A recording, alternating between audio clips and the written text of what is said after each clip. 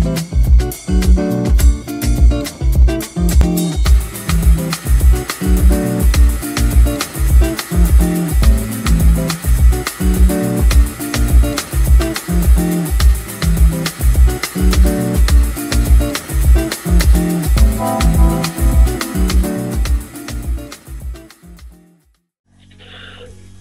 pagi Smart Listeners dan juga sahabat Sonora.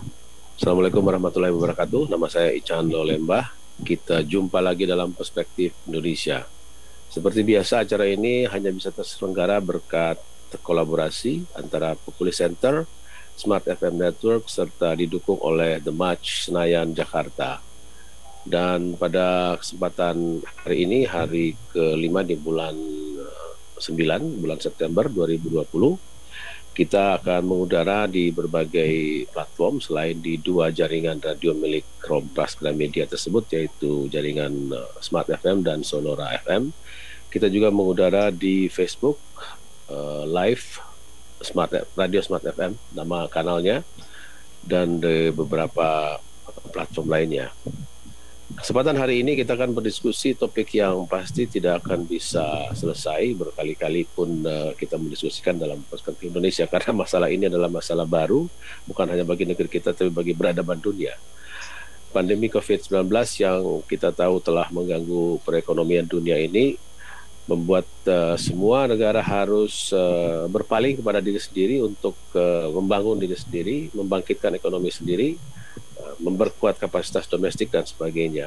Karena mau minta tolong sama siapa, semua negara yang disebut maju pun sekarang istilah maju jadi begitu relatif, karena kelihatan betul bahwa dalam pemberitaan media setiap hari berbagai negara terus berusaha mencari jalan untuk mengatasi masalah ini.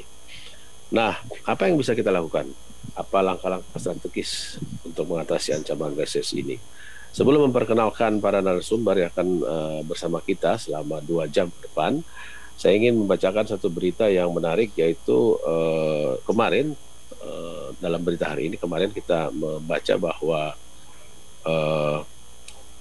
ketua harian atau ketua pelaksana dari lembaga baru yang disebut sebagai Komite Penanganan COVID-19 dan Pemulihan Ekonomi Nasional atau KPCPN, yaitu Menteri BUMN Erick Thohir, mengadakan semacam menandatangani nota kesepahaman dengan pengurus besar Nahdlatul Ulama untuk pemulihan ekonomi. Nah, itu salah satu contoh misalnya.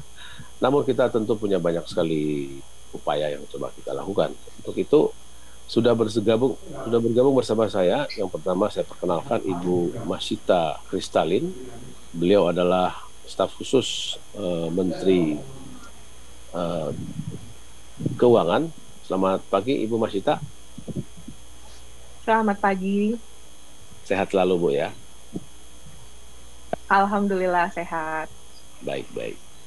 Yang kedua sudah bergabung bersama kita ekonom senior Faisal Basri. Selamat pagi Bang Faisal. Oke, mikrofon Pak Faisal belum menyala. Tolong teman-teman host dinyalakan. Halo? Ya. Oke Pak Faisal. Selamat pagi. Belum kedengaran, barangkali ada sedikit gangguan di sana. Saya menyapa Pak Sutristo Iwantono. Beliau adalah Ketua Komite Kebijakan Publik dari Apindo, sebuah asosiasi pengusaha. Suaranya ya. Selamat pagi Pak Sutristo Iwantono. Pagi semuanya, salam sehat ya. Ya. Berikutnya ada anggota DPR, teman lama atau teman baik dari Perspektif Indonesia, Pak Andreas Hugo Pereira. Selamat pagi, Pak Andreas. Halo Pak Andreas.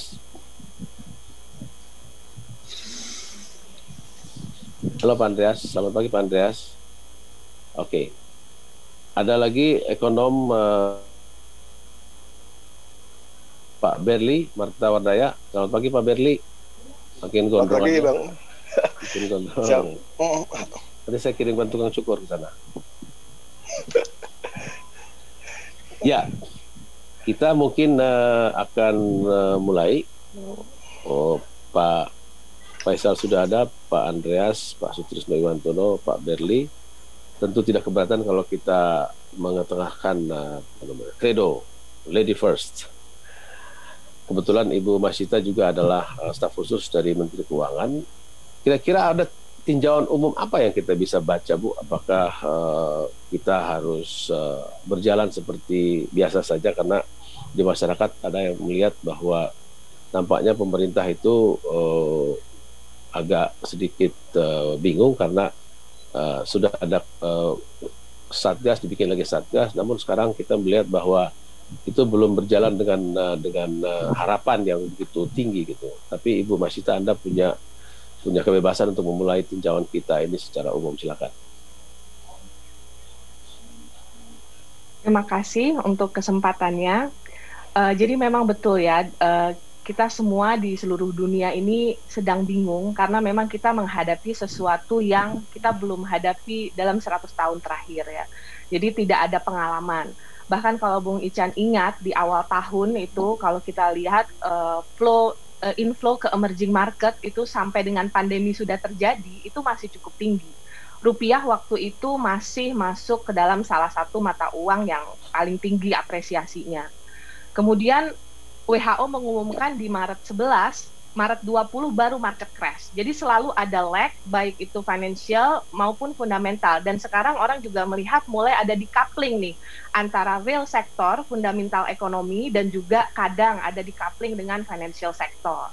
Nah, khusus untuk Indonesia sendiri, tentu kita melihat bahwa perekonomian Indonesia di kuartal kedua itu terkontraksi, meskipun kalau dibandingkan dengan negara lain relatif lebih kecil karena juga demand masyarakat yang masih lebih baik, karena di Singapura misalnya itu double digit negatif kontraksi. Dengan mulai dibukanya PSBB, kita mengharapkan tentu perekonomian mulai, tadinya kan mati suri, otomatis semua kegiatan masyarakat terhenti. Kemudian kalau kita memulai aktivitas ekonomi sedikit-sedikit, maka otomatis perekonomian akan pulih kembali. Akan tetapi karena sumber dari semua ini sebetulnya kan pandeminya, Bung Ican. Ya, jadi betul. Kalau pandeminya belum selesai. Dan itu kita belum tahu kapan, nggak ada yang berani exactly. Jadi tukang nujum. Ya. Benar. Dan percuma juga jadi tukang nujum. Cuman permasalahannya sebagai pemerintah, kita nggak punya leisure untuk mengatakan, oh kami tidak bisa memprediksi kondisi ini. Yang harus dilakukan pemerintah adalah hope for the best, prepare for the worst. Jadi kita selalu memprepare the worst case scenario, membuat APBN sefleksibel mungkin untuk bisa menjadi shock absorber dalam periode yang tough, dan juga kita nggak tahu selesainya kapan gitu ya. Jadi kalau saya melihat second half ini seharusnya sih at least sama dengan first half. Kalau tidak sedikit lebih baik, tentu ini dengan asumsi bahwa pandemi itu lama-lama di Indonesia juga flattening. Akan tetapi banyak asumsi dalam ini ya, dan memang kita harus siap dengan berbagai kemungkinan. Ya, saya kira saya ingin memberi kesan pribadi dulu bahwa pandangan-pandangan yang terang benderang seperti ini dan diucapkan dengan begitu lugas gitu jarang kita baca secara umum. Saya tidak ingin membenturkan satu dua bidang atau satu dua aspek dalam pemerintahan, tetapi mungkin problemnya adalah komunikasi publik yang dilakukan oleh pemerintah secara keseluruhan itu, apalagi yang teknis, itu tidak terlalu mudah diserap dan tidak tajam gitu. Anda setuju nggak terhadap kritik itu? Saya merasa untuk semua kegiatan yang kita lakukan, apalagi koordinasi internal pemerintah dengan eksternal, itu di mana-mana selalu ada room for improvement gitu, Bung. Jadi saya percaya bahwa sebagai pemerintah kita memang harus selalu berusaha improve gitu, memperbaiki diri agar respon kita terhadap kondisi ini dan membantu masyarakat itu bisa lebih efektif gitu. Tentu pasti masih banyak kekurangan dan kealfaan yang terus kita perbaiki, dan ada iterasi lah, misalnya ada satu kejadian, respon kita misalnya kurang cepat, maka the next time akan diperbaiki. Karena koordinasi antar lembaga itu memang tidak mudah ya, apalagi ini semua terjadi dalam waktu cepat. Kemudian kita juga punya batasan ruang-ruang, karena saya dari Kementerian Keuangan, mungkin saya langsung sedikit ngomongin budget nih ya, Bung.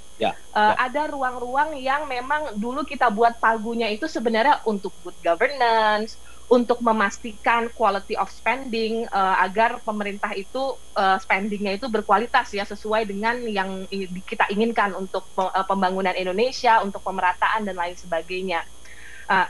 Dengan adanya pandemi ini, meskipun Perpu yang kemudian diundangkan menjadi Undang-Undang 2 tahun 2020 itu, ruang-ruang itu sudah dibuat se-fleksibel mungkin, tapi tentu ada kegamangan dalam memindah-mindahkan budget dan memang ada administrasi yang mengikutinya. Nah, inilah yang terus kami perbaiki dalam program pemulihan ekonomi nasional. Kami melakukan monitoring harian, itu online, dilaporkan mingguan kepada Presiden. Jadi kita bisa berusaha lebih cepat untuk mengatasi kalau terjadi sesuatu yang tidak diharapkan. Ya, jadi ada mitigasi gitu.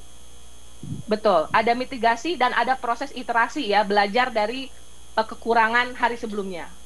Tapi yang misalnya sering didengarkan di publik gitu ya, tentu saya tidak pernah mendengarkan dari Kementerian Keuangan, tetapi kira-kira selalu yang muncul adalah kita itu tidak punya uang sewaktu awal-awal gitu. Jadi pertanyaannya adalah seberapa yang disebut tidak punya uang dan kenapa tidak punya uang dan kenapa tidak bisa duduk misalnya antara sektor-sektor di dalam eksekutif sendiri untuk melakukan refocusing, realokasi, dan di DPR sendiri mungkin membuat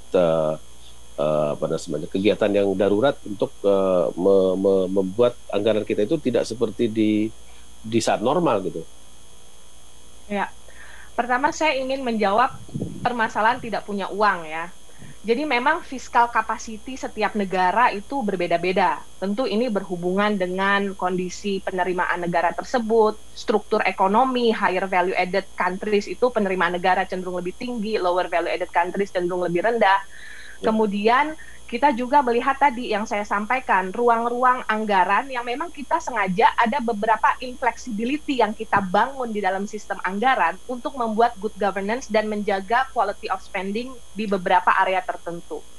Nah, kalau kita melihat fiscal capacity, ini relatif lah ya. Kayak kalau kita dibilang income kita 1 juta, apakah itu tinggi atau rendah, itu relatif. Tapi di tahun ini yang dilakukan pemerintah adalah berusaha membuat constraint anggaran itu tidak menjadi di awal tahun ya, di kuartal pertama sudah mulai kerjakan, walaupun di akhir kuartal pertama atau awal kuartal kedua ya di bulan April, tapi kita berusaha meletakkan itu di awal sehingga jumlah budget itu tidak menjadi constraint. Nah, tentu berikutnya adalah bagaimana kita melakukan spending dengan efektif dan juga dengan cepat gitu ya. Karena kan selalu ada dua, kita melihatnya di satu sisi good governance harus dijaga, mungkin ini business as usual. Yeah. Di sisi lain kita juga mau cepat gitu ya. Dan pemerintah harus bekerja di antara dua sisi ini nih Bung, terus menerus gitu. Dan memang kita berusaha secepat mungkin sehingga banyak proses anggaran yang sudah di-cut juga, prosesnya dipermudah, di-cut, sehingga masih memenuhi dua ini, berusaha secepat mungkin tapi juga berusaha menjaga good governance. Tentu ini membutuhkan koordinasi karena KL juga mempunyai porsi dalam pengeluaran anggaran. KL itu maksudnya kementerian dan lembaga ya? Ya betul, kementerian dan lembaga lain juga punya porsi, dan memang harus diakui bahwa ini memang kondisi yang tidak mudah. Oleh karena itu makanya Kementerian Keuangan dan KL berusaha bekerja sama nih dengan KL-KL tertentu, misalnya yang disebut-sebutnya ada hambatan, kita bantu apa sebenarnya isunya gitu ya, dan kita berusaha selesaikan bersama-sama. Baik. Smart Literacy itu tadi suara dari Dr. Masyita Kristalin. Beliau adalah staf khusus Kementerian Keuangan yang sudah membuka diskusi kita. Diskusi kita adalah berupaya untuk menggali apakah kita punya apa lagi yang kita perlu gali potensi pemasukan negara, karena pasti kita menurun dan kita masih punya banyak waktu. Saya masih punya ada Pak Faisal Basri, Pak Sutrisno Iwantono, Pak Andreas Pereira, dan Pak Berli Martawardaya. Kita istirahat untuk beberapa pesan komersial dari Radio Smart FM Jakarta. Ya, kita mulai lagi perspektif Indonesia kita dan kita akan segera teruskan ulasan pembuka dari Dr. Masyita Kristalin yang merupakan staf khusus dari Menteri Keuangan atau Kementerian Keuangan itu kepada, kita kasih kesempatan kepada para ekonom dulu ya Pak Andreas ya. Soalnya politik walaupun di belakang itu menentukan soalnya. Biar para ekonom dulu yang bicara, Bung Ican. Oke. Saya ke Pak Faisal Basri. Pak Faisal, tentu yang sudah diucapkan oleh Ibu Masita sudah Anda dengarkan, dan saya membaca juga beberapa upaya, misalnya di Twitter saya ada Ibu Sri Mulyani, atasan Ibu Masita, mengatakan Sri Mulyani umumkan tahun depan insentif pajak karyawan dicabut. Itu salah satu contoh beberapa hal yang terus dicobakan oleh pemerintah. Tentu saya sendiri pribadi bergembira bahwa ada upaya untuk terus melakukan, karena kita tidak tahu pola apa yang layak dilakukan. Tetapi Pak Faisal sendiri, silakan, Anda punya otoritas penuh untuk menyampaikan apa yang Anda pikirkan.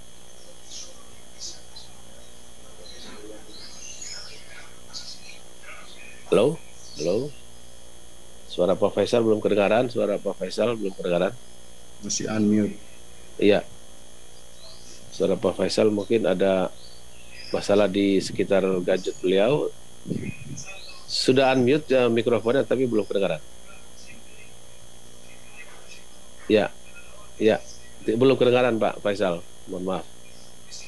Mungkin ada masalah di sekitar kalau pakai laptop mungkin di situnya. Oke. Ya, saya coba ke Pak Berli. Pak Berli, pertanyaan sama saya ajukan ke Anda karena Anda juga ekonom gitu. Silakan. Baik. Sambil menunggu Pak Faisal. Ya, saya muridnya Bang Faisal lah kalau saya. Udah benar. Ya, jadi kalau di topik kali ini kan tentang lebih ke pembiayaan, ya, tapi saya kira sedikit harus kita sebut juga, kita bahas juga tentang arahnya gitu ya. Ya kan dari 2.800 itu sekarang APBN yang sudah direvisi yang kedua itu 1.039 triliun ya adalah defisit, itu kan defisitnya. Dan ini pembiayaannya kan bisa beberapa hal ya, bisa dari SBN yang dikeluarkan pemerintah dan sebagian dimonetisasi ya, jadi oleh BI ya, mana juga di negara-negara lain juga koordinasi fiskal moneter diperkuat ya, di mana BI-nya ya, bank sentralnya cukup semangat ataupun ya masa perlu buat memompa uang ke dalam sistem perekonomian ya, karena ya demand sedang turun, maka money supply bisa ditambah tanpa meningkatkan inflasi, apalagi memang beberapa bulan ini ya sejak PSBB itu turun, inflasi turun, bahkan 2 bulan terakhir itu deflasi gitu kan ya, jadi bisa ditingkatkan ya money supply ataupun ya pencetakan uang oleh BI. Beberapa hal yang lain saya kira yang lebih istilahnya lebih progresif itu, saya kira ini momen bagus untuk meningkatkan taat pajak gitu, karena saat ini kan kita yang ya, saya terakhir cek data itu sekitar hanya 40 juta yang punya NPWP ya, jadi misalnya yang menerima bansos ya dengan segala macam ya, kan ada yang lewat bantuan gaji, ada yang lewat UKM, itu misalnya harus punya NPWP dan harus sudah lapor pajak misalnya gitu kan, jadi itu akan menambah signifikan rasio kepatuhan pajak kita gitu. Jadi ini momentum yang harus bisa dimanfaatkan ya, sehingga bukan hanya boleh, tentunya bukan untuk tahun ini kalau yang tadi. Kenapa tidak dipotong saja Pak Berli, dipotong, dipermudah gitu gimana? Ya kan belum punya NPWP dulu ya kan, ya karena yang punya NPWP baru 40%, kalau belum punya NPWP ya nggak bisa dipotong gitu ya. Jadi biarpun tahun ini mungkin 0, tapi yang penting tercatat buat tahun depan. Habis itu mungkin satu hal sebelum ya ditambahkan yang lain yang lebih inovatif lagi ya, kita memanfaatkan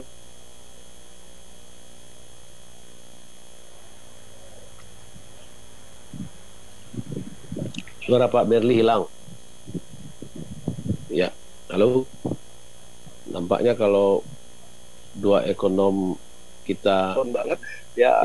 Di negara Eropa sudah lama kita tambahkan berapa persen pajak gitu yang kemudian dipakai sehingga ya masyarakat berubah atau lebih efisiensi atau lebih banyak di rumah untuk masa sekarang.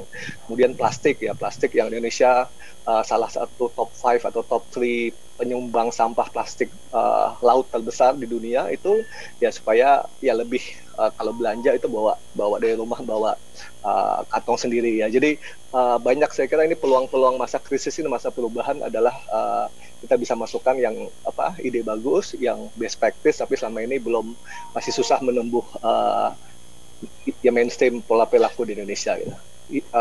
Ya mungkin itu dulu dari saya, nanti bisa ditambahkan. Ya, tapi apakah Anda merasakan bahwa pemerintah tidak terlalu tajam gitu? Ini kalau permainan sepak bola kurang begitu menyerang gitu.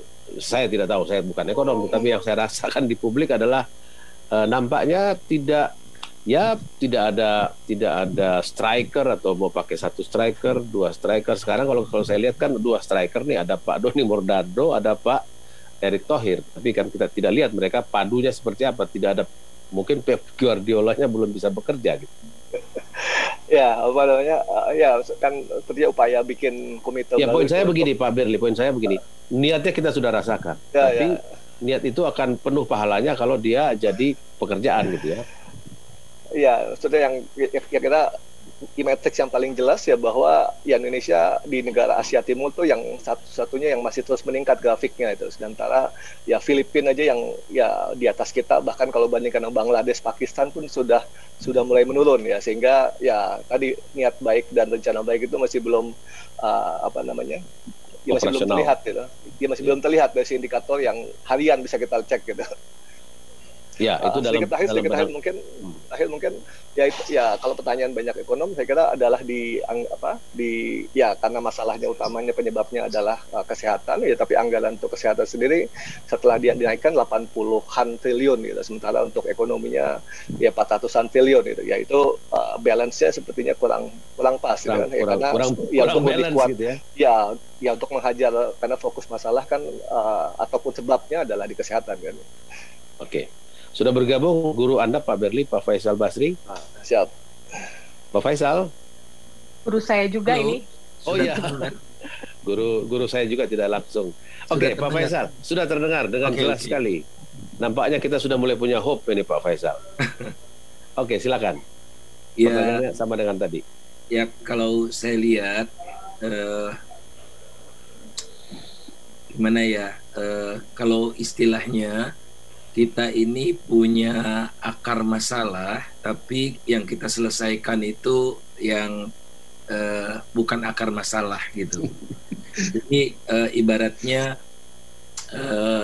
Kementerian Keuangan, Kementerian Bank Indonesia, OJK, LPS, Kementerian Luar Negeri juga ini penting ya, karena banyak kerjasama dengan luar negeri, itu sudah bekerja maksimal.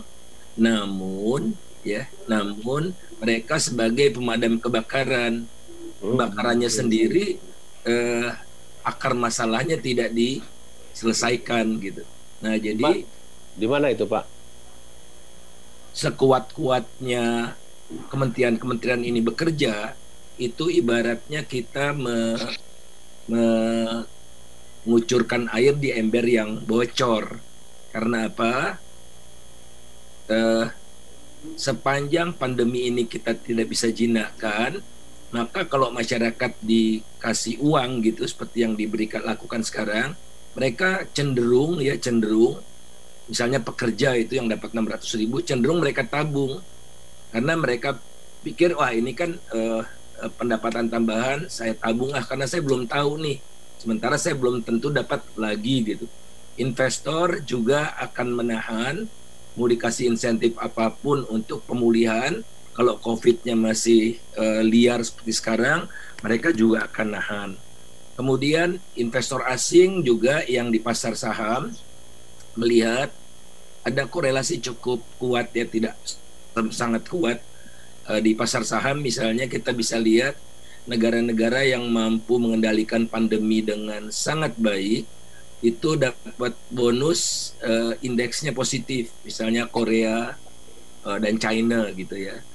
Sementara negara-negara yang mengelola pandeminya kurang elok itu dapat punishment dalam bentuk saham yang merosot, indeks saham yang merosot. Jadi langsung bisa kita baca trennya ya, kalau nanganinnya masalah pokoknya tadi. Jadi berarti kita bisa lihat kalau kita mau sebut kementeriannya Kementerian Kesehatan atau Satgasnya sendiri, atau mungkin yang memang harus mengelola ini dalam konteks primernya gitu Pak Faisal ya?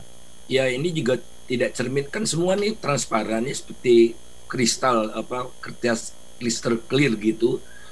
Semua kan bisa melihat kita gitu. Jadi Ya. Faktanya adalah kita negara terburuk keempat di mata luar ya. Pak Faisal, Pak Faisal, ya. Pak Faisal, Anda mau bilang bahwa kita bukan hanya dilihat oleh semua orang, didengar oleh semua orang. Jadi hati-hati bicara gitu ya. Iya. Silakan Pak Faisal. Kemudian juga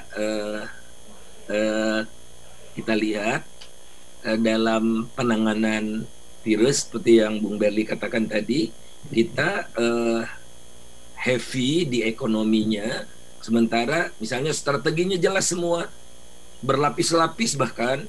Jadi sekarang mau ada rencana, ada Bu Sri Mulyani kan kemarin press conference ya, ada ya koordinasi yang kurang smooth gitu. Oleh karena itu melakukan kajian-kajian untuk meninjaunya, dan DPR maju selangkah lagi dengan membuat undang-undang BI. Kemudian Bu Sri Mulyani memberikan sinyal akan menggunakan uang LPS yang 128 triliun itu untuk tidak pasif saja gitu, tapi juga proaktif. Sebelum kasus perbankan muncul, dia mulai dibantu, sehingga kemungkinan ada perpres untuk itu gitu ya, karena undang-undang LPS-nya diganti lebih lama kan. Nah, hal seperti ini kelihatan strateginya jelas, tapi strategi menangani virusnya tidak pernah jelas. Bagaimana strategi pengadaan testing ya, kemudian strategi contact tracing. Setidaknya kita butuh 200.000 orang untuk contact tracing ini. Dan saya sudah sarankan ke Pak Wiku, pakai itu Pak, orang-orang BPS yang sedang melakukan sensus gitu. Tidak ada, cuma dia membisu saja gitu. Nah, berat ini tercermin jadi struktur tim penanganan. Ketua komite kebijakannya Menko Perekonomian, wakil ketuanya Menteri Keuangan, ada Menteri Investasi, urusan investasi itu Menteri Menko Investasi, ada Menteri BUMN, dan kemudian ketua pelaksananya Menteri BUMN, wakilnya ada Kasat dan Wakapolri gitu. Pokoknya heavy ekonomi. Sekarang kita sudah bicara pengadaan virus, sudah mau dibayar uang mukanya dan sebagainya gitu ya. Pengadaan vaksin. Pengadaan ini lancar. Nah, masalahnya adalah gugus tugasnya ini jadi subordinasi. Dulu gugus tugas itu bertanggung jawab kepada presiden, sekarang kepada Menteri BUMN. Jadi artinya penanganan virus ini subordinasi gitu. Jadi leverage-nya malah turun ya. Ya. Oke. Saya kira itu yang merupakan inti dari Pak Faisal, kita layak perhatikan, dan smart listeners, sahabat Sonora serta semua rekan media yang ada di sini. Saya lihat sudah bergabung beberapa teman, sudah juga memasukkan pertanyaan dalam chat room. Kita masih punya banyak waktu sampai pukul 11 waktu Indonesia bagian Barat. Tadi yang sudah berbicara Ibu Masita Kristalina, beliau adalah staf khusus Menteri Keuangan. Juga Pak Faisal Basri, Pak Berli Martawarda, kayak reunian ini katanya karena mereka berdua murid Pak Faisal gitu. Saya masih menyimpan Pak Sutrisno Iwantono, tentu penting, beliau mewakili pelaku usaha yang akan kita cek jawaban-jawabannya, juga Pak Andreas Hugo Pereira, politisi kebetulan dari Partai PDI Perjuangan. Kita lanjutkan setelah jeda komersial. Ya, saya sekarang langsung melompat ke perwakilan dari pelaku. Pak Sutrisno Iwantono adalah Ketua Komite Kebijakan Publik dari Asosiasi Pengusaha Indonesia. Tentu suara beliau sangat layak kita dengar dan sudah mendengarkan tadi dari 3 pembicara, 1 mewakili pemerintah dan 2 ekonom. Silakan Pak Sutrisno Iwantono. Terima kasih. Assalamualaikum warahmatullahi wabarakatuh. Selamat pagi untuk para pendengar dan teman-teman para narasumber ya. Yang tadi saya kira sudah spektrumnya cukup luas ya. Nah, Saya ingin mengatakan bahwa sebenarnya kan tadi itu sempat juga dikatakan komunikasi oleh Bu Maisha ya. Nah ini komunikasi ini menjadi penting karena sebenarnya sejak awal kita itu dulu punya harapan ya. Harapan pertama itu begini. Oh, Indonesia tidak akan kena karena kita ras Melayu, misalnya banyak berpendapat begitu. Oh, karena panas. Oh, karena banyak makan jamu. Oh, karena doa gitu misalnya. Ini ternyata kemudian itu lewat ya. Indonesia dulu katanya nggak mempan gitu. Ini banyak komunikasi. Kemudian muncul lagi ini akan selesai nanti nih bulan Juni ya. Semua akan selesai. Ternyata harapan itu semuanya tumpul ya. Nah, karena itu sebenarnya masalah komunikasi ini penting untuk bisa menimbulkan harapan. Kalau kita mau bicara bagaimana mendapatkan pendapatan pemerintah, saya kira agak sulit. Karena pelaku usaha sudah seperti itu ya, yang tadinya punya harapan sekarang itu semakin hari semakin tumpul ya. Dan saya kira tidak akan bisa diharapkan akan diambil pajak yang terlalu besar untuk masa sekarang ini, termasuk nanti 2021 ya. Karena apa? Karena masalah ekonomi ini belum memberikan keyakinan ya bagi kita untuk melakukan katakan investasi atau apapun bentuknya.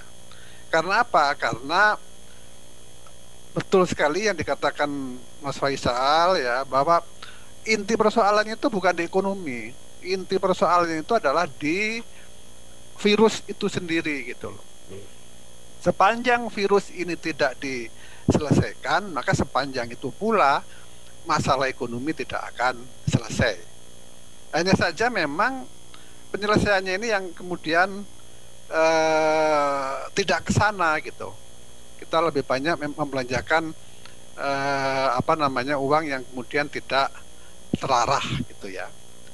Misalnya katakan kesehatan ya, kesehatan itu sekarang realisasinya masih sangat rendah ya. Dulu pada pertengahan Juni 2,4% ya, dari 87 tambah 75 itu sekarang mungkin baru sekitar 15% untuk kesehatan, padahal pokok persoalan di sana. Sementara kesehatan itu yang penting juga harus terarah, bukan semata-mata untuk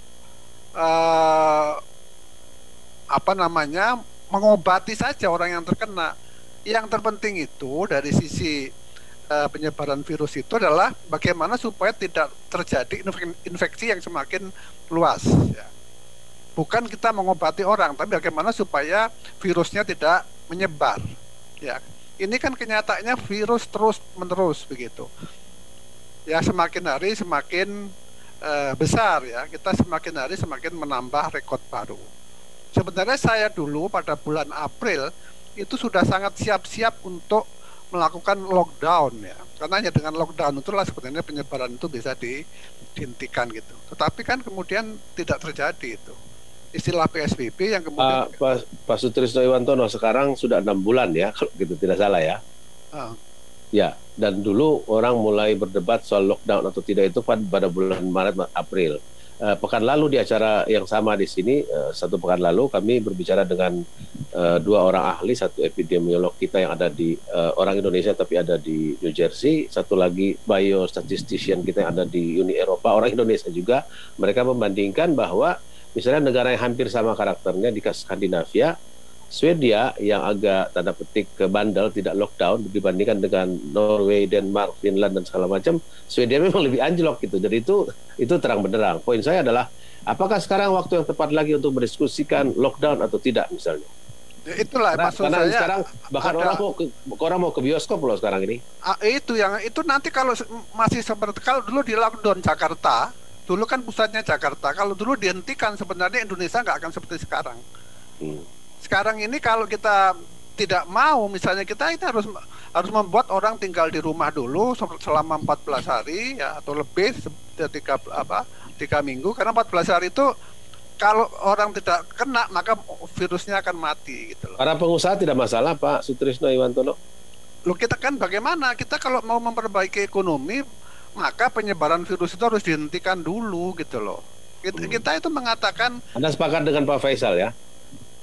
ya memang harus begitu. Kalau kita mau menghentikan ini, hentikan dulu penyebaran virus. Itu yang utama ya. Kalau tidak ya, jangan kita terbuai dengan misalnya, oh ini daerahnya hijau.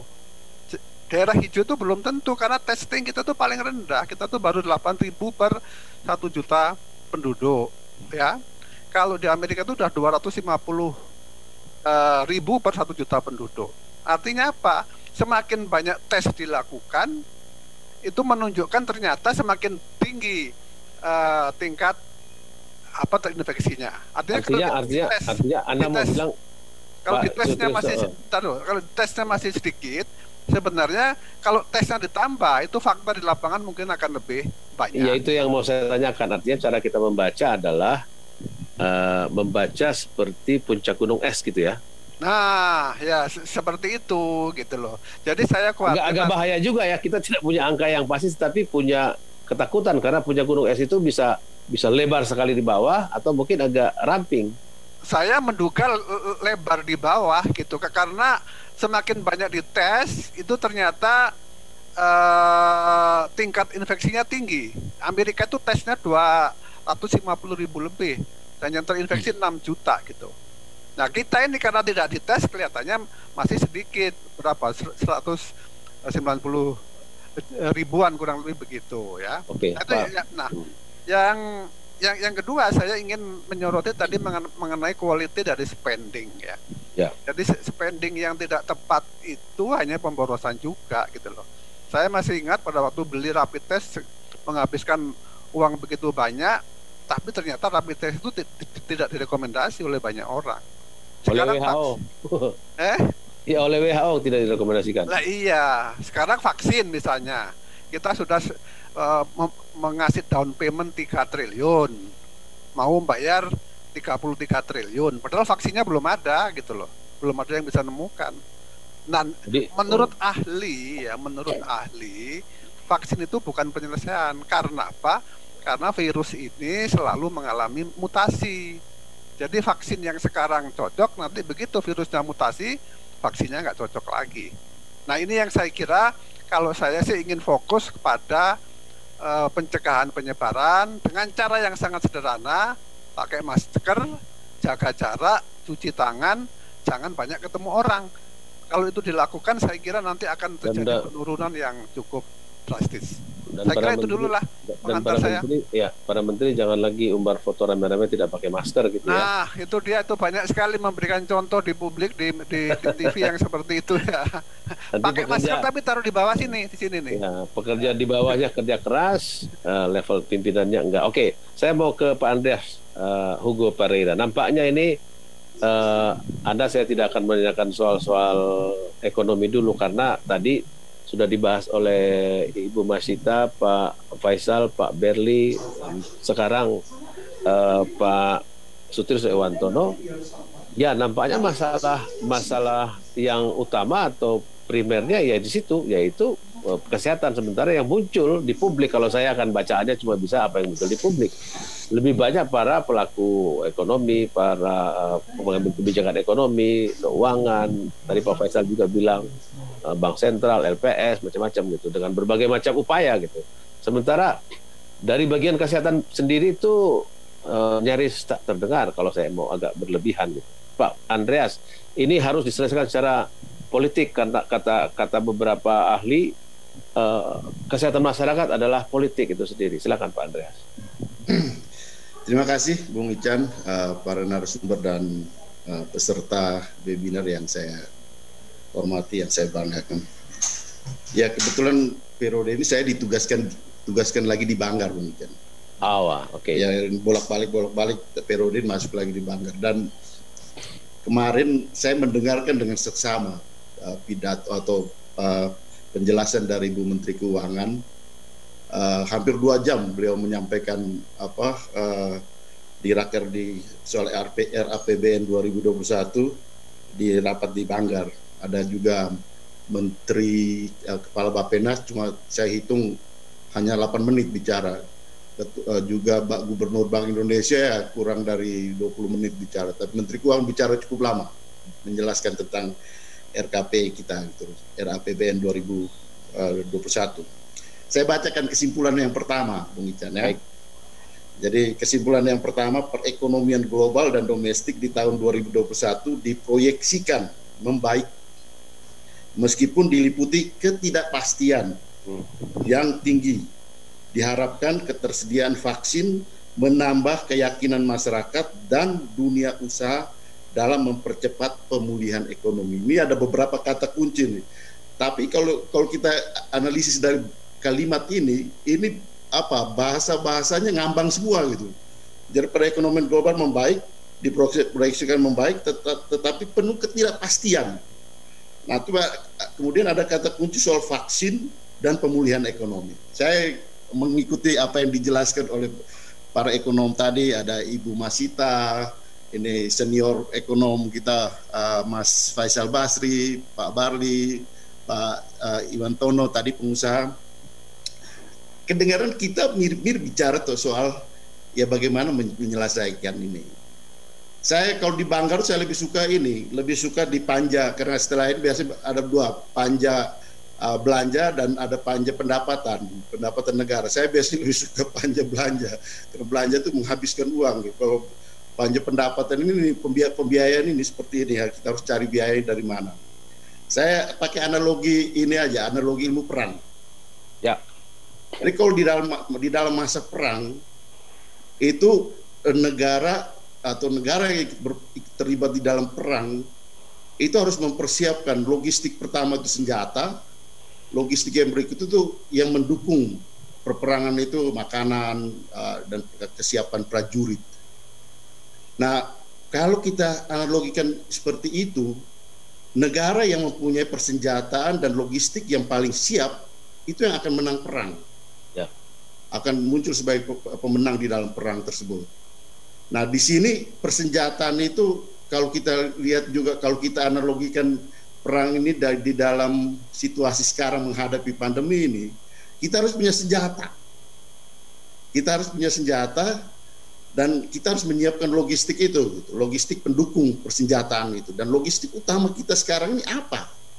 Untuk memerangi virus. Tadi kan Pak Iwan Tono sampaikan, apa sebenarnya harus kita identifikasikan. Dan semua pembiayaan itu dan pendapatan itu harus arahnya ke situ. Gitu. Saya melihat dalam contoh ini, kalau saja kita bisa mempunyai senjata yang ampuh untuk memerangi ini, sekaligus kita menjual ini akan menjadi obat untuk bisa memerangi ini, dan kemudian obat tersebut kita bisa jual juga gitu. Nah, dalam kaitan dengan pembiayaan ini, saya tidak melihat atau belum melihat, karena ini kan pembahasan baru awal RAPBN, saya belum melihat ada upaya untuk melihat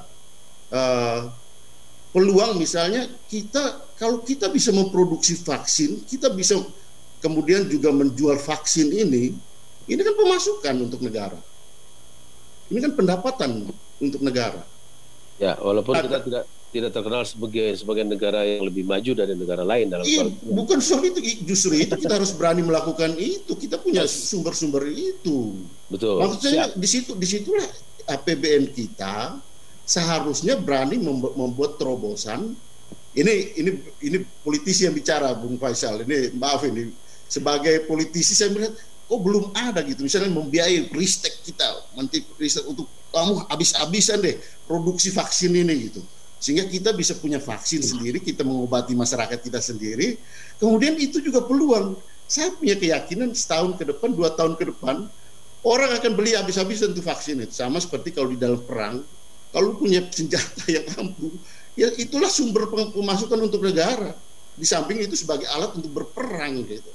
Oke, sebelum ini Pak Andreas, sebelum perangnya sendiri kan strateginya harus jelas, dan apakah sekarang ini sudah cocok itu menyeimbangkan antara mengatasi COVID dengan ekonomi bersamaan. Tadinya kan di depan ini COVID-nya diberesin, sehingga Pak Doni Monardo, Jenderal Doni dibawa Presiden langsung, sekarang kan dibawa Menko Perekonomian. Ya, saya lihat justru strategi itu kan, kalau kita bilang menggali pembiayaan negara kan, itu kan harus dimulai dari strategi yang ada di dalam dan pembangunan dan belanja negara kita kan sumbernya dari situ gitu. Nah disitulah kita melihat, menganalisis ini nih ke depan ini negara ini dari aspek bagaimana menghadapi situasi ini harus seperti apa gitu. Ya. Kalau saya sih ya kita optimis dari segi pendapatan ya, misalnya pajak. Soal optimisme soal pajak ini. Saya tidak ini keseluruhan, tapi optimisme soal pajak karena saya di Komisi 10 juga. Ya. Ini pajak pemasukan devisa negara kita dari turisme ini kan tinggi. Salah satu cek itu kan turisme. Tapi sekarang ya orang punya uang tapi dia nggak berani pergi, dia nggak berani keluar. Turis dari luar negeri masih belum boleh masuk. Nah saya ke baju dan hotel-hotel selalu ya. Hotel salah satu hotel hanya 6 orang kami tinggal di situ. Itu juga semua karena tugas baik dari kementerian atau dari provinsi yang datang ke situ karena tugas negara atau tugas dari pemerintah. Bukan karena vakansi ya. Bukan karena vakansi. Sementara kita mau menggali, kami bicara dengan para semuanya minta relaksasi pajak, minta support dari negara, dari PN. Juga jangan lupa Pak, relaksasi kredit. Ya relaksasi kredit untuk supaya mereka bisa hidup kembali. Nah mereka hidup kembali, tapi kalau turis nggak datang, ini kan jadi kayak lingkaran setan. Ini yang saya perhatikan fakta yang ada di lapangan sebagai politisi dan melihat dalam tugas di Komisi yang berkaitan dengan misalnya sektor pariwisata. Saya dengar juga para ekonom bicara, para pemerhati baik dari pemerintahan maupun para pelaku bisnis. Ya semua ingin optimis, tapi kita sebenarnya harus mulai dari mana gitu. Saya sih melihat dari APBN ini penting ini. Sampai di situ pertanyaan dan sedikit jawabannya kita kunci dulu Pak Andreas Pereira. Kita akan biarkan teman-teman kita yang sudah bekerja menyiapkan Jurnal 9 yang merupakan pumpunan lingkuan yang akan disiarkan oleh jaringan Radio Smart FM. Kita istirahat beberapa saat untuk mengikuti Jurnal 9. Ya, Smart Listeners dan juga sahabat Sonora dan teman-teman yang ada di sini, para narasumber maupun jurnalis dan beberapa partisipan lain, saya lihat ada beberapa teman. Dan topik kita masih menggali pendapatan negara menghadapi resesi ekonomi. Tadi berita kita karena daerah itu selain Jakarta, 270 daerah bersiap justru dalam kontestasi pilkada. 270 lebih dari setengah wilayah atau kabupaten kota republik dan gubernur dan provinsi. Nah, saya mau kembali lagi ke Dr. Masita Kristalin selaku wakil pemerintah di sini. Kalau kita melihat pilkada sendiri mungkin sudah didiskusikan juga di sini beberapa bulan kemarin, memang agak sulit mencari jalan untuk tidak pilkada.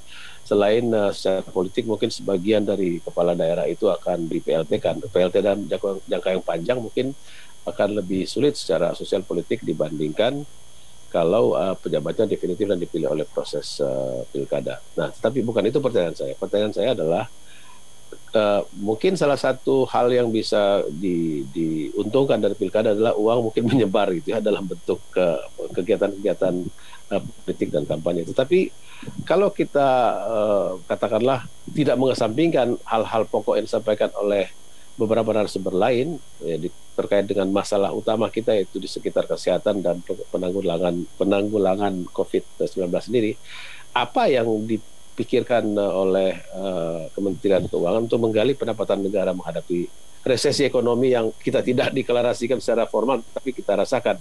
Tadi teman Kompas Mbak Karina juga menanyakan dalam chat group kita tentang insentif pajak yang disampaikan Ibu Menteri Keuangan kemarin. Terima kasih Bung Ican. Jadi mengenai multiplier efek dari dana-dana pemilu atau pilkada ya, tentu kita melihat bahwa karena physical distancing dan berbagai hambatan, tentu dampak pilkada terhadap pertumbuhan ekonomi daerah maupun nasional tidak akan sebesar sebelumnya. Tapi kalau kita lihat data pilkada 2 tahun terakhir, sebetulnya multiplier efek dari pengeluaran pilkada itu terhadap konsumsi masyarakat juga sudah mulai berkurang. Karena kalau zaman dulu kan multipliernya kita banyak print sablon segala macam, tapi akhir-akhir ini banyak juga dana terkonsentrasi melakukan iklan misalnya melalui online yang otomatis biayanya juga lebih rendah. Mengenai penerimaan di masa tahun ini ya, di masa kita sedang menghadapi situasi ekonomi yang tidak mudah, benar sekali bahwa walaupun secara teknikal kita itu belum resesi, tapi kita rasakan kontraksi ekonomi, terutama di kuartal 2 kemarin yang cukup menyulitkan masyarakat. Fokus pemerintah tahun ini itu bukan untuk meningkatkan penerimaan dalam artian pajak tentu saja, karena fokusnya itu adalah justru APBN counter cyclical. Jadi pada saat ekonomi turun, APBN itu pengeluarannya harus ditingkatkan untuk menjadi stimulus. Karena dalam kondisi ekonomi yang seperti beku, ya, satu-satunya penggerak perekonomian yang paling utama itu sebetulnya pemerintah, pengeluaran pemerintah gitu ya. Karena swasta tadi disampaikan mungkin tidak bisa beroperasi maksimal, demand masyarakat kurang. Jadi prioritasnya memang bukan untuk meningkatkan penerimaan di tahun-tahun ini semasa pemulihan. Tapi tentu saja kalau kita melihat target jangka menengah dan jangka panjang dari reformasi penerimaan itu tetap menjadi tujuan pemerintah, karena bagaimanapun kita harus meningkatkan tax ratio Indonesia untuk kalau kita mau jadi negara maju ya, to leap to the next level, itu kita memang harus meningkatkan tax ratio penerimaan. Akan tetapi itu bukan prioritas tahun ini dan tahun depan. Oke. Tetapi kalau kita misalnya ingin menggali lagi kan mungkin ada beberapa hal, saya contohkan hal-hal yang mungkin sederhana karena saya orang awam gitu ya. Misalnya aset-aset negara yang barangkali sekarang bisa dikonversi atau diapakan begitu, karena ini namanya darurat itu kan cari apa yang bisa dilakukan itu Bu Masita. Ya, seperti kalau kita memanage pengeluaran keluarga juga ya, kalau ada saat darurat kita ke pegadaian juga gitu ya. Iya, misalnya. Ya, memang itu menjadi salah satu pilihan juga, akan tetapi kalau melihat anggaran pemerintah tahun ini, Bung Ican dan Bang Berli, Bang Faisal juga sudah melihat bahwa kita dalam Perpu kan kita ada dalam 3 tahun ke depan ini masih bisa lose dari 3%. Dan itu dalam waktu yang 3 tahun itu masih manageable. Tentu kalau dampaknya lebih dalam ataupun lebih panjang dari estimasi awal, tentu extraordinary effort akan dilakukan. Dan semua pilihan kita letakkan di meja nih, mana yang kita pilih pertama kita lakukan, dan kapan timingnya itu juga menjadi penting. Karena kalau kita lihat aset juga harganya juga sekarang lagi jatuh, Bung Ican. Jadi nggak semudah itu juga untuk melakukan. Mencari pembeli juga susah ya? Saya rasa tidak akan terlalu mudah dan harganya juga mungkin di saat-saat ini belum terlalu baik. Harga sale. Akan tetapi lebih pada fokusnya adalah ingin menyelesaikan ekonomi dulu dengan kondisi APBN yang ada, yang levelnya masih boleh kita katakan sustainable lah untuk 1, 2, 3 tahun ini untuk menghadapi pemulihan ekonomi. Pak Faisal Basri? Ya, saya akhirnya harus mengajukan pertanyaan begini Pak Faisal. Ya, katakanlah ini tadi saya mengatakan soal awalnya kita punya striker tunggal gitu. Kalau kita pakai analogi permainan sepak bola, akhirnya striker tunggal itu ditarik agak ke belakang sehingga strikernya dari ganda gitu, 2.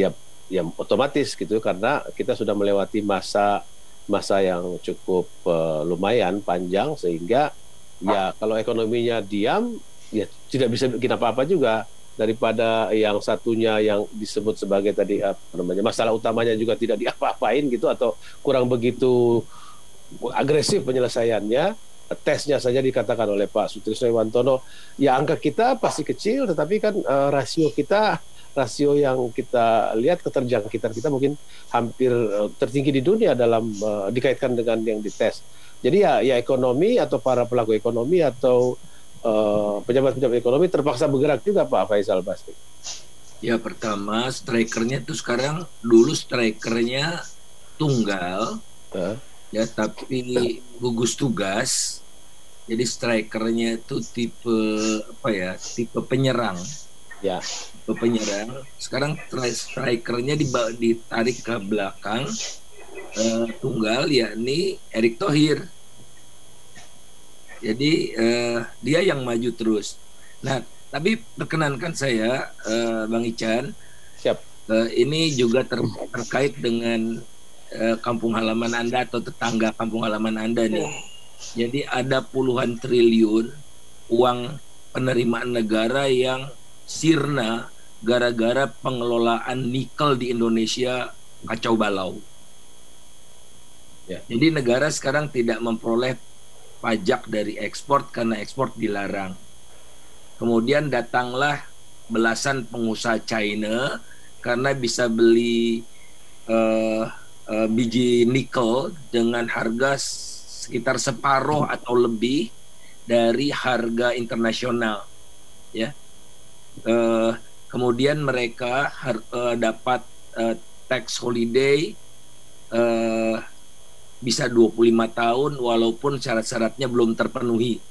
Kemudian mereka bisa bawa pekerjanya dengan visa bukan pekerja melainkan visa turis, sehingga negara kehilangan pendapatan lagi dari berbagai pungutan baik pajak maupun $100 per orang itu, dan PPN juga tidak dapat dan sebagainya dan sebagainya.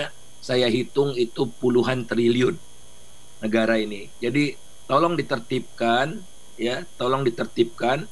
Dan apa gilanya pengusaha tambang itu kalau menjual ke smelter tidak bisa langsung, harus lewat trader. Trader itu menikmati setengah sampai $1 per ton. Ini sudah keterlaluan, menurut saya ini sudah skandal nasional dan sepantasnya Luhut Panjaitan Oke, jadi artinya Anda mau katakan bahwa sumber-sumber pendapatan kita sebetulnya secara potensial masih ada gitu kalau luar biasa. Oke. Dan Ya. yang jadi juru bicara mereka adalah Kementerian Koordinator Maritim dan Investasi. Ya. Enough is enough. Oke, baik. Saya kira kita berhenti di situ karena pernyataan ini menarik sekali. Pukul 10.20 kita istirahat untuk pesan komersial, kita jeda sebentar. Setelah itu kita kembali lagi dengan topik kita menggali potensi pemasukan dalam situasi krisis. Yang terakhir berbicara adalah Pak Faisal Basri, sebelumnya adalah Ibu Masyita Kristalin yang merupakan juru bicara atau staf khusus dari Kementerian Keuangan. Kita istirahat lagi untuk pesan komersial dari Smart FM Network. Ya, kita kembali lagi bersama saya Ican Lembah. Acara ini merupakan kerjasama antara Smart FM Network dan Populous Center yang didukung oleh The Match Senayan Jakarta. Narasumber saya masih lengkap. Saya mau ke Pak Berli. Pak Berli, tadi apa yang disampaikan oleh Ibu Masyita dan Pak Faisal Anda sudah dengarkan. Anda ada tambahan?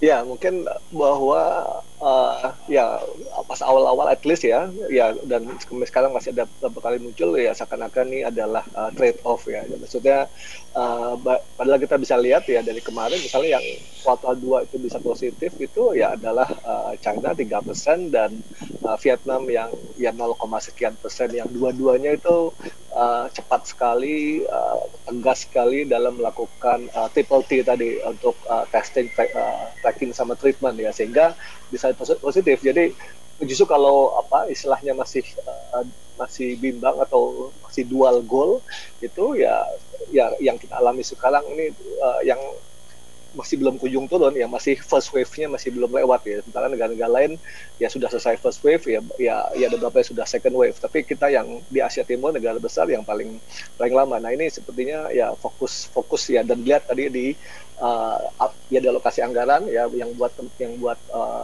kesehatan hanya 80 T ya, sekitar 1/5 dari anggaran ekonomi, dan kemudian eksekusinya implementasi pencairan agak yang terbalik baru 27%. menurut Anda ya, maksudnya angka itu atau komposisi itu harus terbalik. Ya paling tidak ya mendekati 50% lah untuk kesehatan gitu, karena memang masalahnya di sana kan. Ya, tapi kan kalau sekedar menunggu kesehatan itu selesai juga kita seluruh dunia pun belum ada obatnya gitu ya.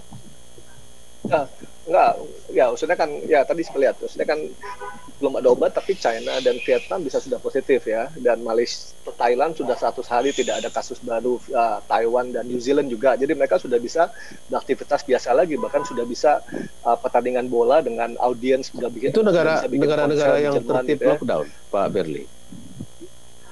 Ya, yang ketat untuk melakukan triple T ya. Jadi saya kira terlalu sempit kalau dibilang hanya ke lockdownnya aja, tapi kan juga treatmentnya dan trackingnya. Tracking jadi yang potensi ketularan ya dicek dan segera di treatment ya. Jadi tidak ya bukan hanya satu-satunya lockdown itu toolsnya. Nah, triple T kan yang best practice global.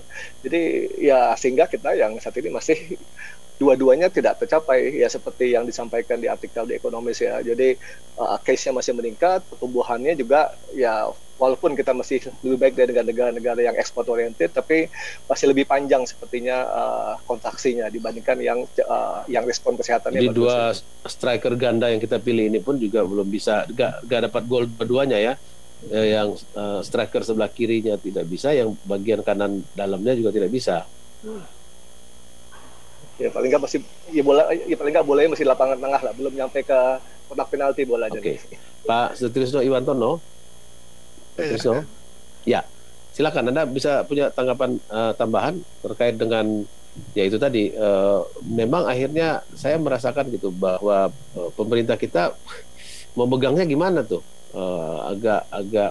agak bingung karena akhirnya seperti dijelaskan oleh beberapa ekonom tadi ya, akhirnya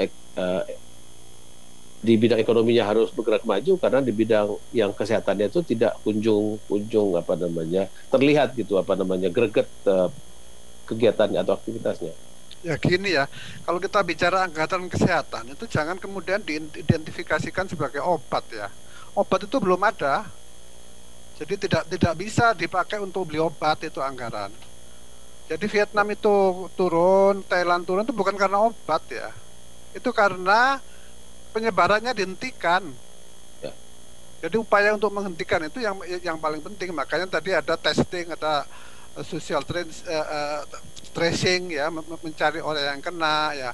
Kemudian social distancing ya. Yang pada intinya kan kemudian pakai masker, cuci tangan, jaga jarak, jangan kemana-mana. Itu yang sebenarnya kunci ya. Kalau kita bicara kesehatan itu jangan kesehatan nanti identik dengan beli vaksin, beli obat. Nah itu nanti pembelanjaan uang yang tidak jelas lagi nanti itu. Nah, di awal tadi Anda mengatakan soal komunikasi. Apakah ini ya memang artinya kan kampanye sosialnya itu kurang begitu prima gitu, begitu optimal sehingga di masyarakat kan juga akhirnya muncul ya seperti tidak ada, bahkan di daerah-daerah konon beberapa teman saudara mengatakan seperti tidak ada pandemi dan tidak tertib juga, pejabat negaranya tidak tertib, muncul di publik itu kurang kelihatan mereka seperti punya sense of emergency, misalnya foto-fotonya bersama-sama tidak pakai, jaraknya tidak terlalu jauh, terus tidak pakai masker. Anda setuju nggak dengan betul itu salah satu bentuk dari komunikasi. Misalnya kalau ada menteri kumpul-kumpul terus kemudian maskernya taruh di bawah begini kan rakyat jadi ikut itu bahwa ya ternyata boleh begitu, terus nyanyi-nyanyi di TV kemudian tidak pakai masker gitu kan, walaupun sebenarnya kita tahu mereka sehat, sebenarnya ketemu juga nggak apa-apa, tapi dari sisi pendidikan masyarakat bawah menganggap itu yang benar gitu loh. Padahal untuk menghentikan COVID itu caranya hanya itu, bukan vaksin, bukan obat ya menurut saya. Sepanjang dari yang saya baca dari ahli ya, mereka tidak mengatakan obat belum ada, vaksin belum ada kok. Semuanya masih nyoba-nyoba semua itu. Dan kalaupun ada itu perlu waktu. Sementara masyarakat kita kan dihadapkan pada posisi yang sulit seperti ini. Nah ini kaitannya dengan pilkada tadi misalnya ya. Pilkada ini juga itu bisa punya dampak jelek gitu ya, karena saya lihat di beberapa daerah yang incumbent mau maju, kemudian dia mempromosikan bahwa daerahnya hijau gitu loh. Padahal daerah itu testingnya belum ada, itu belum tentu hijau. Dia hanya mengatakan hijau supaya dia kepilih lagi gitu. Ini kan berbahaya ya dari sisi. Jadi alat politik gitu ya. Nah jadi alat politik gitu. Nah Ini saya kira kita sekarang bicara soal penyebaran. Saya ingin bicara ekonomi. Ekonomi itu ada 3 hal saja ya. Yang pertama itu adalah dari sisi moneternya. Ya, dari sisi moneter saya kira BI sudah melonggarkan, katanya sudah 800 triliun lebih yang dilakukan restrukturisasi untuk kredit ya. Nah, tetapi kan di lapangan masih merasa banyak orang yang belum dapat ya, terutama dari usaha-usaha mikro, usaha kecil. Yang kedua dari sisi fiskal ya. Fiskal ini pertama banyak pertanyaan soal pajak tadi. Saya kira ada pertanyaan soal pajak. Pajak itu ya kalau misalnya PPh 25 ya. Kan kita ini tidak ada penghasilan. Kenapa kemudian kita masih diwajibkan mengiur membayar sesuai dengan tahun lalu gitu, pembayaran tahun lalu, padahal tidak ada. Nanti kalau kita bayar itu akan terjadi kelebihan. Mestinya dalam kondisi begini pajak itu ditangguhkan dulu nanti sampai akhir tahun, kalau ada untung baru dibayar. Usaha kecil misalnya dibebaskan ya, nggak usah dibebaskan pun mereka nggak ada penghasilan gitu loh, jadi tidak bayar juga itu sebenarnya. Nah kalau kemudian ditambah lagi misalnya harus punya NPWP segala macam untuk ngasih banpres, nggak nyampe nanti, karena sebagian besar usaha-usaha mikro itu nggak punya namanya NPWP. Dan kalau dia dikenakan NPWP percuma juga, karena nanti kalaupun suruh lapor itu pasti angkanya tidak memenuhi syarat, itu di bawah PTKP kalau diequalkan dengan karyawan ya. Sehingga kemudian mereka memilih untuk tidak memanfaatkan pajak yang bebas itu, daripada nanti kemudian dia dikejar-kejar oleh petugas pajak ya. Ini untuk usaha mikro dan kecil ya. Nah, kemudian pajak itu ya bukan hanya pajak pusat, tapi pajak daerah itu juga banyak yang bikin pusing. Ya kan, PBB dalam kondisi kita dinaikkan terus tinggi. Pajak iklan hotel yang sudah tidak buka dikejar-kejar terus. Ya 10% itu terus dikejar. Pajak air tanah dikejar terus. Ini hal-hal semacam ini yang kemudian membuat orang ya sudah, lebih baik saya diem saja, enggak usah kerja dulu, daripada kerja ingin menyelamatkan orang lain tetapi kemudian seperti itu ya. Sebenarnya saya mengapresiasi banpres untuk usaha mikro misalnya kan, itu ada 12 juta yang dapat ya, tetapi ternyata itu juga tidak tepat sasaran gitu loh. Banyak yang dapat itu adalah usaha-usaha mikro yang selama ini sudah dibina oleh pemerintah daerah, padahal mereka bukan yang paling membutuhkan. Ada usaha mikro yang lebih membutuhkan yang nggak dapat. Kemudian BLT untuk pekerja yang gajinya di bawah 5 juta ya kan, tetapi yang dapat itu adalah yang terdaftar di dinas di BPJS Ketenagakerjaan. Padahal banyak sekali usaha-usaha menengah kecil yang tidak ikut itu, yang mestinya mereka ini yang justru mendapatkan, tapi malah dia tidak mendapatkan. Jumlah mereka tuh banyak. Jadi kalau angkatan kerja kita 133, sekarang katakan dikasih 15,7 juta, masih banyak yang tidak dapat. Dan yang tidak dapat itu ternyata pekerja yang bekerja di usaha mikro kecil.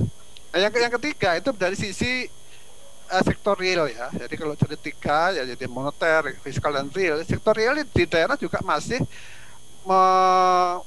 melakukan peraturan-peraturan yang begitu ketat, ditambah-tambah gitu. Orang sudah susah untuk bekerja, ditambah lagi aturan macam-macam yang kemudian malah kita tidak bisa melakukan apa-apa, sehingga kemudian semua orang cenderung wait ya, menunggu nanti saja ya.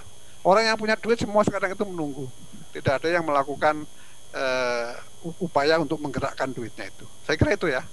Oke. Terima kasih Pak Andreas Pereira. Kalau kita melihat perbandingan, misalnya kan negara kita mungkin bisa agak dibedakan lebih luas daripada contoh-contoh yang disampaikan oleh Pak Berli tadi, misalnya Vietnam gitu. Tetapi memang ada jalan yang konon menurut orang tidak dipakai dengan maksimal, yaitu didesentralisasikan kegiatan-kegiatan itu, sehingga tidak membutuhkan pengorganisasian yang begitu besar di pusat, namun risiko juga sekaligus dibagi oleh pusat dan daerah. Bagaimana menurut Anda?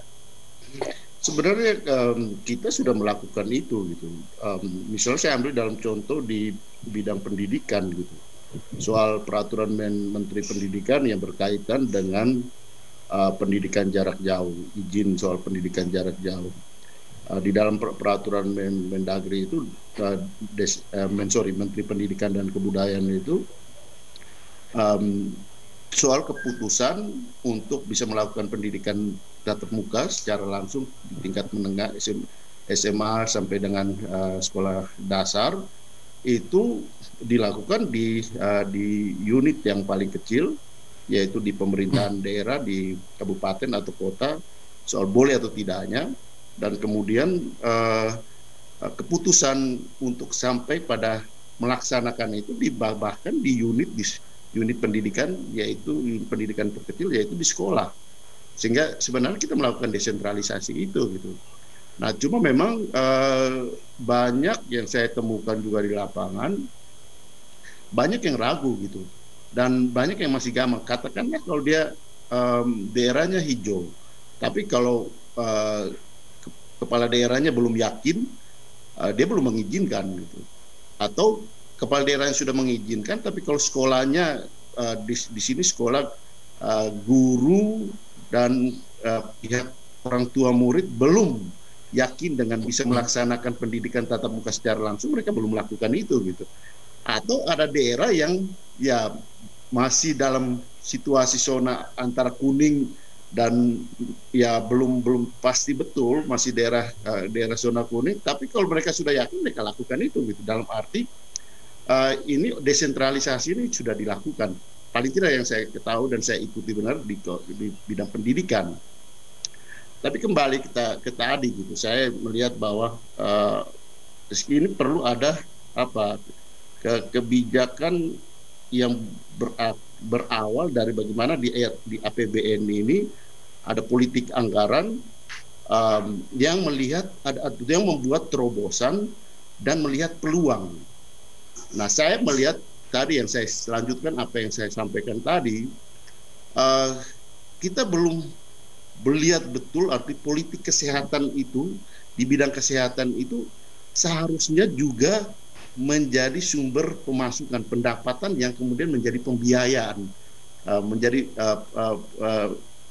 lubang pembiayaan untuk negara kita ke depan. Dalam arti kita perlu berani berinvestasi untuk ya, karena sekarang belum ada vaksin, belum ada obat. Nah, kita push ke situ dalam arti ya bukan hanya kesehatan tapi risetnya, terus bidang luar negerinya di Kemlu, untuk kemudian meyakinkan bahwa kita juga bisa memproduksi ini kemudian, dan ini adalah salah satu sumber pendapatan seharusnya. Pertama, kita bisa menghandle persoalan di dalam negeri, melahirkan optimisme untuk ekonomi kita, dan yang kedua kita juga bisa memperoleh sumber pendapatan dari kesehatan ini gitu. Baik. Karena saya yakin 1-2 tahun ke depan ya ini masih akan menjadi masih menjadi isu global, isu utama di tingkat global. Sehingga kita manfaatkan ini. Saya dengar teman-teman saya di Singapura mengatakan mereka siap dengan skenario yang paling konservatif 2 tahun, tapi barangkali lebih. Artinya mereka sudah menyiapkan ada time frame-nya. Kita istirahat 10:40. Kita istirahat lagi karena saya juga harus tertib. Saya diatur oleh teman-teman dari studio. Kita istirahat lagi. Pastikan Anda masih dalam Perspektif Indonesia. Kita akan sampai pada sesi terakhir di mana semua narasumber akan saya berikan kesempatan untuk memberikan semacam titik tekan dari apa yang sudah mereka sampaikan sejak awal siaran ini. Kita ke studio. Ya, tidak terasa kita sudah sampai pada sesi terakhir, dan untuk itu saya ingin memberikan kesempatan kepada beberapa teman yang menjadi narasumber sini untuk memberikan semacam ulasan akhir atau penebalan atau titik tekan dari apa yang sudah disampaikan sejak jam 9 waktu Indonesia bagian Barat tadi. Termasuk yaitu tadi topik utama kita kan bagaimana mencoba menggali potensi pemasukan atau penerimaan negara di masa resesi, dan resesi sudah ada, bukan lagi kita di depan pintu gerbangnya sudah masuk. Tadi kita mulai dari Ibu Masita, sekarang mungkin Ibu Masita tidak apa-apa ya, saya tempatkan paling akhir ya. Nanti saya tidak minta pimpin doa kok, tenang aja. Oke, saya mulai dari Pak Andreas. Waktunya sekitar 2 menit sampai 3 menit, Pak Andreas Pereira. Ya baik, terima kasih Bung Ican. Saya masih tetap pada konsisten dengan apa yang saya sampaikan di awal tadi. Artinya dari politik anggaran kita, nah ini perlu ada terobosan terutama dari sumber pembiayaan untuk mendukung politik anggaran kita, melihat peluang di samping tentu hal-hal yang sifatnya pembiayaan dan pendapatan yang konvensional, tapi kita juga perlu melihat peluang ke depan bahwa misalnya tadi yang saya sampaikan, kesehatan itu bukan hanya merupakan ruang pembiayaan, tetapi juga bisa menjadi ruang pendapatan. Kalau kita bisa memproduksi ke depan ya baik itu vaksin maupun obatnya gitu. Dan dalam hal ini tentu perlu ada dukungan dari negara dalam hal ya mempersiapkan untuk sampai kepada kita bisa memproduksi. Misalnya soal risetnya, soal bagaimana penjualannya, dan di sini tentu pasar kita bukan hanya pasar domestik, tapi kita juga melihat luar negeri sebagai pasar, dan itu di situ tentu dukungan dari perdagangan, terus Kementerian Luar Negeri, di samping tadi riset sebagai core centernya. Saya kira itu Bung Ican yang hal yang saya lihat, ruang yang bisa kita lihat bukan hanya sebagai beban, tapi juga seharusnya bisa menjadi opportunity kita di dalam hal pembiayaan pendapatan untuk pembiayaan negara, baik untuk tahun ini maupun untuk tahun-tahun ke depan. Terima kasih. Baik, terima kasih Pak Andreas Hugo Pereira, politisi dari PDI Perjuangan. Kita ke Pak Sutrisno Iwantono. Dr. Sutrisno Iwantono adalah Ketua Komite Kebijakan Publik dari Asosiasi Pengusaha Indonesia atau APindo. Ini partnernya Kadin. Silakan Pak Trisno. Ya, saya kira untuk bisa meningkatkan pendapatan negara pada masa yang akan datang itu tergantung dari ekonomi. Kalau ekonominya maju tentu pajak bisa diambil gitu ya. Nah, ekonomi ini tergantung lagi-lagi kepada menghentikan penyebaran virus. Tadi yang saya sudah jelaskan ya. Jadi penghentian penyebaran virus itu adalah nomor 1. Nah, khusus untuk bidang ekonomi ya, saya ingin sampaikan bahwa keterlambatan realisasi APBN maupun stimulus ekonomi itu sungguh sangat menyebabkan daya beli di masyarakat itu turun, dan itu menyebabkan ekonomi mandek. Oleh karena itu ini harus dipercepat ya, stimulus dan APBN yang masih kecil dipercepat agar timbul daya beli di masyarakat. Problemnya apa? Problemnya birokrasi tidak berani mengambil langkah yang melanggar peraturan, karena ujung-ujungnya nanti akan masuk penjara 5-10 tahun 4-5 tahun ke depan. Oleh dan karena memang itu memang tidak boleh melanggar peraturan, Pak ya. Kalau tidak boleh melanggar peraturan ya memang akan lambat seperti sekarang ini. Itu Pak Jokowi mau marah kayak apapun juga tidak akan bisa mendorong birokrasi di bawahnya itu berjalan karena dia takut gitu loh. Karena itu mestinya peraturan disederhanakan ya. Kemudian aparat penegak hukum diajak ikut bicara di situ ya. Dan Pak Jokowi bisa melakukan itu dengan mengeluarkan dasar hukum bagi mereka. Katakan kalau refocusing anggaran itu perlu waktu 15 hari, sekarang disederhanakan jadi 8 hari. Ya, yang menghilangkan 7 hari itu harus ada dasar hukumnya supaya mereka jalan. Kalau hanya dimarah-marahin saya kira agak susah ya untuk jalan ya. Saya kira itu ya. Jadi kalau marah-marah ya mau reshuffle ya reshuffle aja gitu, jangan sudah mau tapi enggak juga sampai sekarang begitu. Supaya Pak Andreas juga nyaman itu kalau ada peluang untuk reshuffle ya Pak Andreas. Terima kasih. Baik, terima kasih Dr. Sutrisno Iwantono.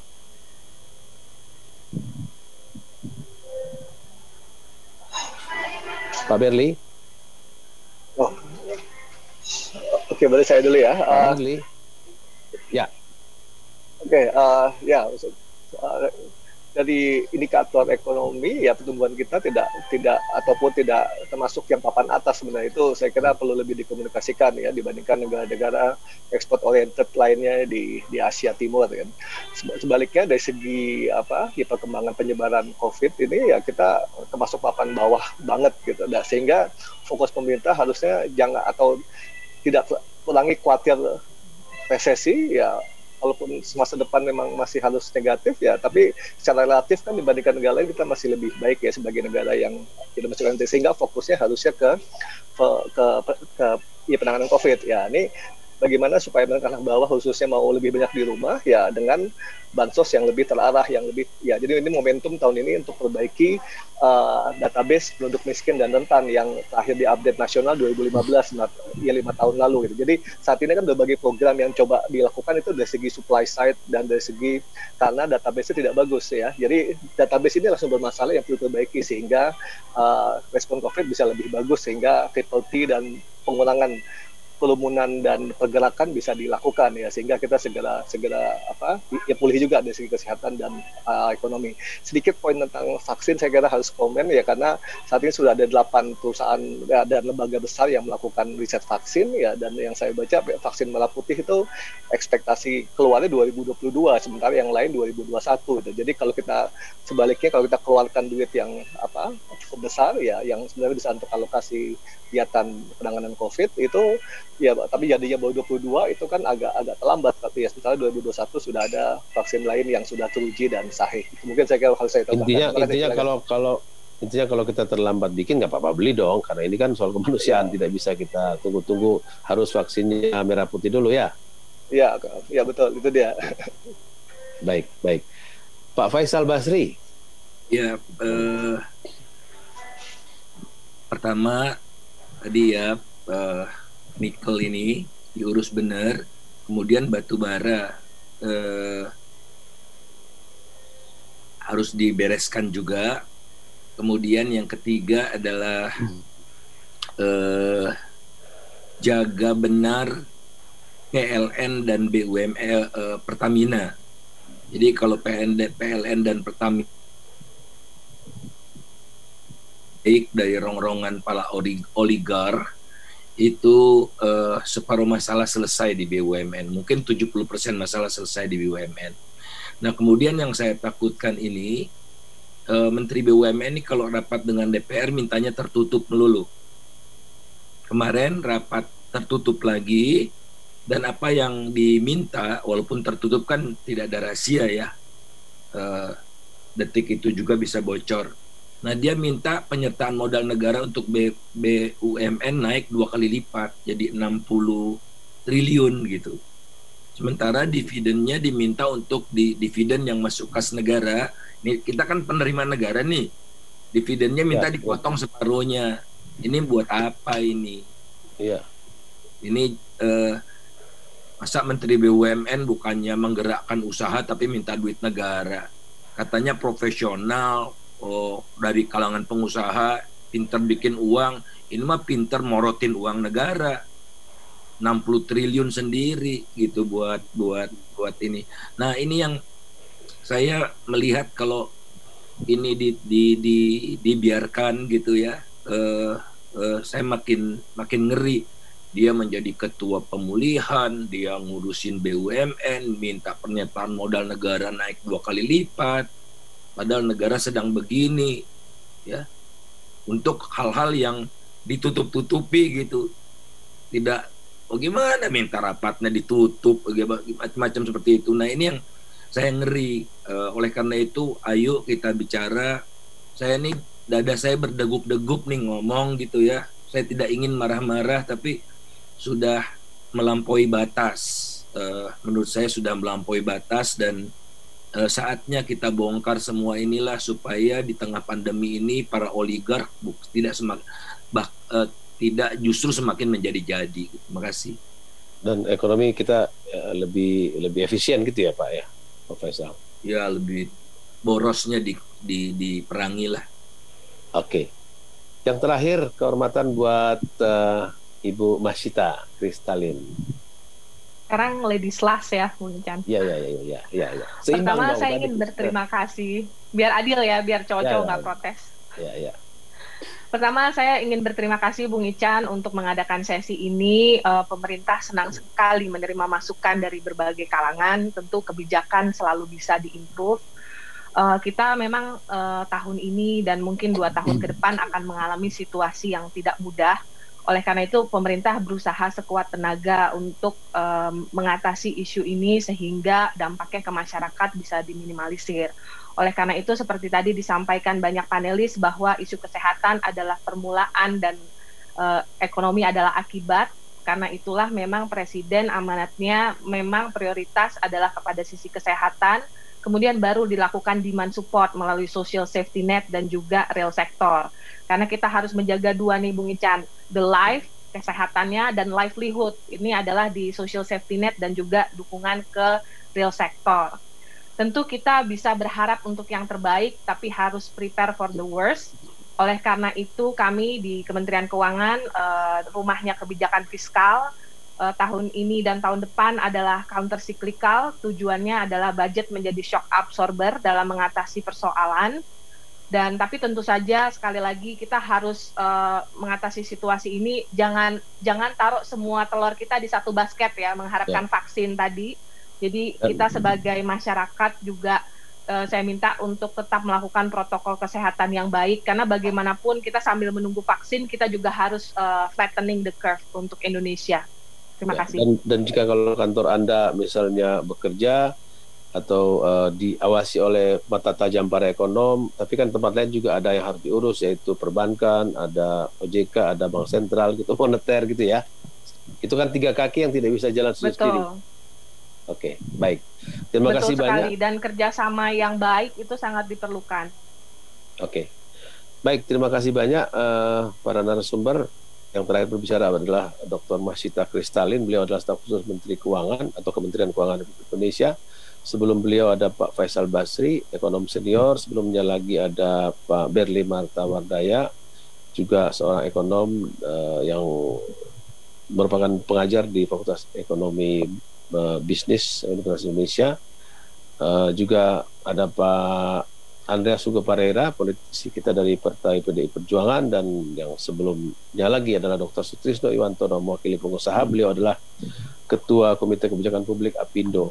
Acara ini akan disiarkan juga besok, siaran ulangannya jam 4 sore waktu Indonesia bagian Barat, dan nanti akan ada juga rekamannya muncul di YouTube setelah beberapa saat nanti.